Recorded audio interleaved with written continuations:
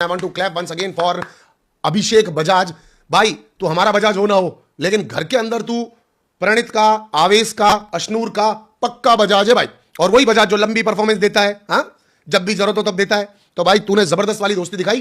Clearly उस समय आवेश को एक ऐसे दोस्त की जरूरत थी जो सामने से आकर के कहे, चल इनकी गाली को मैं बिल्कुल भी प्रमोट नहीं करूंगा, लेकिन सामने वालों के साथ उन्हें जैसा जवाब देने की जरूरत थी उसके अंदर अभिषेक एकदम परफेक्ट था। अब मैं आपके ऊपर छोड़ता हूं कि जीके का ओपिनियन अच्छा था, कि जीके ने जो समझाया वो अच्छा था, कि जीके कह रहा था नहीं शांत हो जा, बाथरूम में जाकर के रो, अकेले में बैठ, तुझे दर्द है, तकलीफ है, निकाल, लेकिन लोगों के सामने मत रो। वो भी झुकने को नहीं कह रहा था। दो तरह के अलग अलग आइडियाज हैं। एक दे रहा है शक्तिमान, जैसा शहबाज ने बोला, यानी कि एक दे रहा है हमारा अभिषेक, और एक सेंसेबल समझदार आदमी दे रहा है लड़ेंगे, भिड़ेंगे, थकेंगे नहीं, लेकिन इनके लेवल पर जाकर के नहीं गिरेंगे। तो दैट्स कंप्लीटली अपॉन यू। इस टीम के अंदर एक बहुत बड़े वाला ये वाला तो पंगा चल ही रहा है। अभिषेक कुछ और सोचता है, जीके कुछ और सोचता है, लेकिन ये एक दूसरे को टीम कॉल आउट कर रहे हैं और ये लड़ना भी साथ में चाहते हैं, ये ग्रुप भी बन रहे हैं। लेकिन अभिषेक और जीके के बीच में हमेशा एक पंगा रहेगा, और वो पंगा रहेगा पहली दावेदारी का, कि नंबर 1 पर दोनों में से कौन है। जीके जैसे लोग पहले से ही चाह रहे थे कि नंबर 1 पर रहे, यानी गौरव खन्ना, और यहां पर अभिषेक बजाज धीरे धीरे शाइन करते हुए नंबर 1 पर आ गए हैं। तो एक टीम के अंदर एक ही लीडर होता है। तो अगर कभी भी ये टीम बढ़ जाए, छट जाए, अलग हो जाए, तो उसके पीछे रीजन मैं आपको आज ही बता चुका हूं। क्योंकि आज भी गौरव ने बहुत ज्यादा कोशिश की अपने आप को ठंडा करने की, क्योंकि बार बार अभिषेक बोल रहा था एक सेकंड रुक जाओ, एक सेकंड चुप रहो, नहीं नहीं ऐसे नहीं होगा।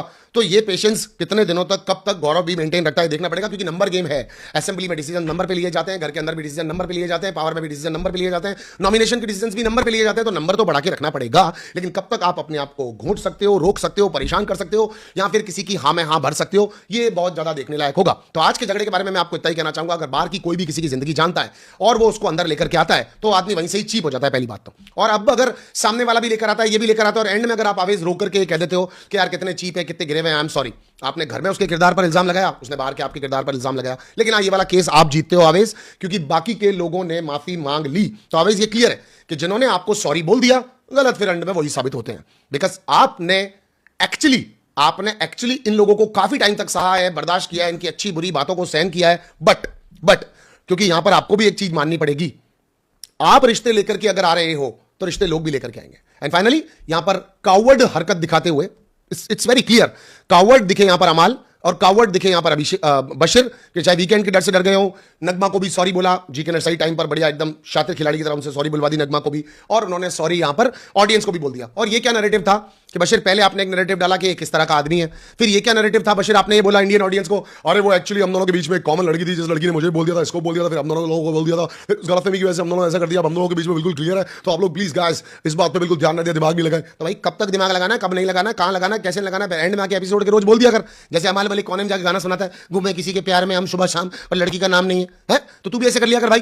तो ये थोड़ा सा अजीब है, मुझे ये शो थोड़ा सा मेरे सर के ऊपर से जाता हुआ दिखता है कि ये क्यों एंड में जाकर के बेवकूफियां कर रहे हैं, इस तरह की स्टुपिडिटीज कर रहे हैं। कौन सी दोस्ती, कौन सी मोहब्बत है, और कौन से झगड़े, कुछ भी तो ऑर्गेनिक नहीं है। अब फरहाना पे आते हैं।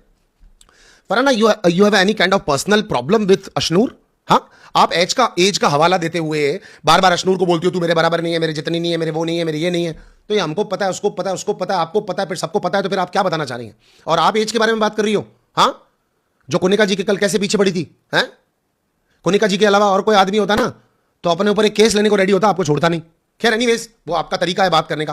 पर छोटी छोटी बात पर यहां पर आप जिस तरह से अशनूर को आज, मतलब अशनूर को आगे खड़े हो रहे हो, साइड में खड़े हो रहे हो, अपना टास्क कर रहे हो, हाँ, ये सब आपको करना पड़ेगा। बट एक्चुअली यहां पर आज फरहाना के साथ भी एक चीज गलत हुई थी, कुर्सी छीनकर जिस तरह से अभिषेक लेके गया। ये लड़का लड़कियों से डर ही नहीं रहा, उसने देख लिया वीकेंड पर फरहाना को वैल्यू नहीं मिलती है। फरहाना काफी लेफ्ट आउट सा महसूस करती है इस घर के अंदर। फरहाना ने भी अपनी पक्की कोई टीम नहीं बना रखी, फरहाना के साथ कोई पर्टिकुलरली ऐसी कसम खाने वाला भी नहीं है। अब नेल वापस आ गई, देखो नेल के बाद में आने के बाद में घर के अंदर क्या होता है। अच्छा, अब नेल घर के अंदर आई तो बहुत सारी चीजें उतार चढ़ाव हुई। सबसे पहले नेल को अंदर भेजने से पहले बिग बॉस ने अपना हाथ छुड़ाया। आइए मैं आपको बिग बॉस की बातें बताता हूं। सबसे पहले आगे आ गया। सबसे पहले बिग बॉस ने अपना हाथ छुड़ाया नेल के अंदर आते ही। थोड़ा पेज को फ्लैट करके एक बार और करना पड़ेगा। सबसे पहले नेल के अंदर आते बिग बॉस ने अपना हाथ छुड़ाया, अपने हाथ झटकते हुए कहा, अब तक के फैसले जितने भी लिए जा रहे थे वो सारे के सारे फैसले नेल के द्वारा लिए जा रहे थे। प्रणीत की टीम हारी, जबकि सबसे अच्छा करके दिखा रही, उसके बावजूद भी प्रणीत की टीम हारी क्योंकि नेल कर रही, अपना कोई लेना देना नहीं हो रही। उसके बाद में फरहाना जैसी लड़की को कप्तान की एडवांटेज देने के लिए जो आगे आ रही, वो नेल तुम्हारे ही घर में थोड़ी देर में आ रही, हमारा कोई लेन देना नहीं हो रही। जहां पर कुनिका को और आवेश को पावर जो दे रही वो तुम्हारी कुनिका ही दे रही और तुम्हारी नेल ही दे रही, अपना कोई लेना देना नहीं हो रही। बिग बॉस ने अपनी आग को दूर दूर तक फैलाया और अभी इन सब लोगों को ये करके दिखाया, और साथ साथ ये भी बोल दिया अभी ऐप रूप के अंदर अभिषेक के साथ जो सदमा हुआ, जो उसकी ऐप कैंसिल हो गई, उसके पीछे भी नेल ही आ रही और बाद में नेल आ रही चलती हुई। दोस्तों मैं आप लोगों से एक बात जानना चाहता हूं, देखो मैं बोल भी नहीं सकता हूं, मैं लिख भी नहीं सकता हूं, मैं कहूंगा तो कभी भी नहीं, तुम्हारी कसम कभी नहीं कहूंगा, लेकिन मैं तुम लोगों से जानना चाहता हूं कि बिग बॉस नेल को क्यों रख के बैठा घर के अंदर। आप लोग लिखो, मैं देखना चाहता हूं कि जर्रा जुब्बू मेरी ऑडियंस कितनी शानी है। मैं देखना चाहता हूं आप लोगों के अंदर कितना दिमाग है। माशाल्लाह आप इतनी जबरदस्त ऑडियंस है, आप इतनी शानी ऑडियंस है, आप इतनी तेज तर्रार ऑडियंस है, तुम्हारी आंख में धूल भी गिर गई उसके बावजूद भी तुम जो सीन मिस नहीं करते हो, उनका हवाला है तुम्हें। बताओ बिग बॉस क्यों नहीं बाहर निकाल रहा है नेहल को? क्या है नेहल के अंदर ऐसा जो नहीं मिल रहा है उसको किसी के अंदर भी, बिग बॉस को? आप बताइए, आप बताइए, बताइए बताइए बताइए बताइए बताइए बताइए बताइए बताइए, लिखिए लिखिए लिखिए लिखिए लिखिए लिखिए लिखिए लिखिए लिखिए। चलिए वापस आते हैं टॉपिक के ऊपर। नेहल अंदर आती है, नेहल अंदर आते ही सबसे पहले जो बाहर बैठ करके कन्फेशन रूम में लगातार अमाल के लिए बोल रही थी, अमाल ऐसा, अमाल बुरा, अमाल इज डिस्कस्टिंग, अमाल ये वो फला ढींगला, अंदर आते ही सबसे पहले अमाल को जाके कह रही है, अमर यू आर वेरी इमोशनल, तुम बहुत इमोशनल हो, तुम बात को समझ नहीं पा रहे हो, तुम्हें चीजें एकदम कनेक्ट नहीं हो रही। मुझे ऐसा लग रहा है ये बात बिल्कुल बाहर नहीं जानी चाहिए, ये आपके और मेरे बीच की बात है, सिर्फ अपन दोनों के बीच की बात है, ये बात बाहर नहीं जानी चाहिए। इधर आओ, थोड़ा पास आओ। मुझे ऐसा क्यों लग रहा है कि अमाल इन लोगों को थोड़ा ऐसा वैसा लग रहा है, समझ रहे? मुझे ऐसा लग रहा है कि अमाल इन लोगों को थोड़ा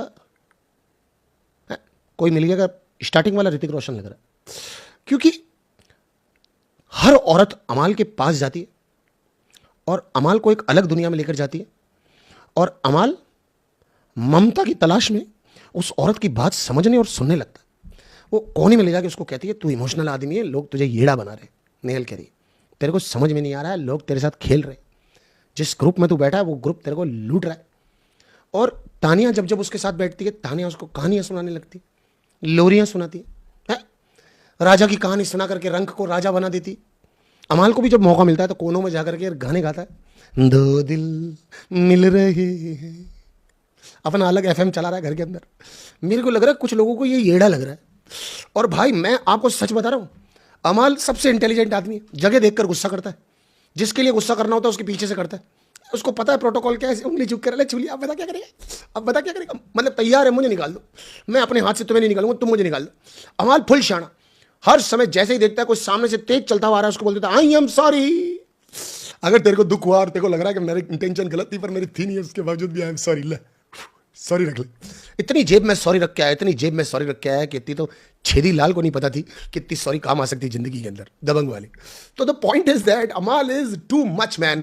और अब अंदर आने के बाद वो अभिषेक को कह रही है, अभिषेक, नेहल कह रही है अभिषेक तू इतना बुरा दिख रहा है गेम के अंदर। नेहल कह रही है तू इतना बुरा दिख रहा है, इतना नेगेटिव दिख रहा है, मतलब तेरे सारे डिसीजंस एकदम गलत होते हैं, जिस तरीके का तेरा परफॉर्मेंस है वो बिल्कुल गलत होता है। नेहल बेटा आप मेरी एक बात सुने, आप 2-3 दिन तक ठंडी हवाओं वाले कमरे में रहकर आई हैं, कोई था नहीं जो आपको समझा सके, कोई था नहीं जो आपसे एकदम आसपास बैठ करके गुफ्तगू कर सके, मोहब्बत में आपकी गलती निकाल सके, या चिल्ला करके आपको गलत कह सके, या आपको समझा सके कि नेहल तू गलत जा रही है।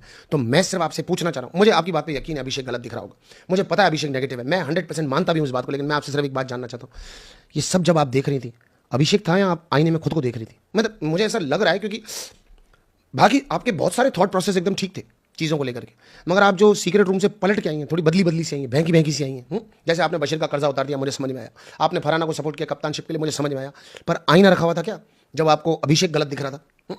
मेरे को ये थोड़ा सा आपसे जानना था पर्सनली, आपकी मर्जी, बताओ बताओ, नहीं बताओ नहीं बताओ, आपकी ऑडियंस बता देगी। और कुनिका जी आपको माँ जैसी दिखी, मैं आपको क्या बताऊँ, मुझे ऐसा लग रहा है कि आप सीक्रेट रूम से आई हैं, कई सीक्रेट चीज़ें हैं जो आप सोच रही हैं कि मैं पल पल पे समय आने पे निकालूंगी, अभी मैं निकाल नहीं सकती हूँ, है ना?